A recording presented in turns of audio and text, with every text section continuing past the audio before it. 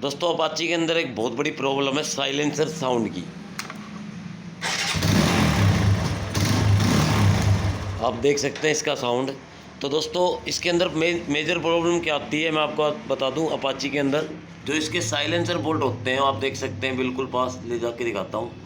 ये बोल्ट जाम हो जाते हैं और ये हमें गैस वेल्डिंग से ही कटवाने पड़ते हैं। बहुत रेयर होता है कि ये खुलते हैं। तो आपको मैं बता दूं दोस्तों, जब भी अगर आपके साथ ऐसी कोई प्रॉब्लम आती है तो आप इस साइलेंसर बोल्ट को बीच बीच में खुलवा के उसके अंदर ग्रीसिंग करवा ले।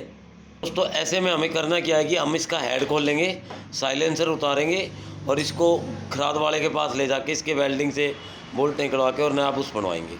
तो दोस्तों हम स्टार्ट करते हैं अपना काम। तो दोस्तों 12 नंबर साइलेंसर का बोल्ट खोलना है अभी।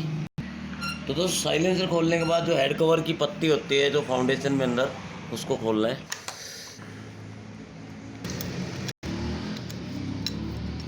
ये दोस्तों टाइमिंग एडजस्टर को खोलना है। एक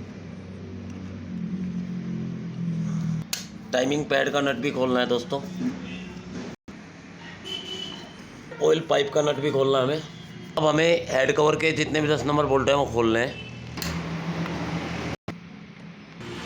अब दोस्तों हेड कवर हम ओपन करते हैं।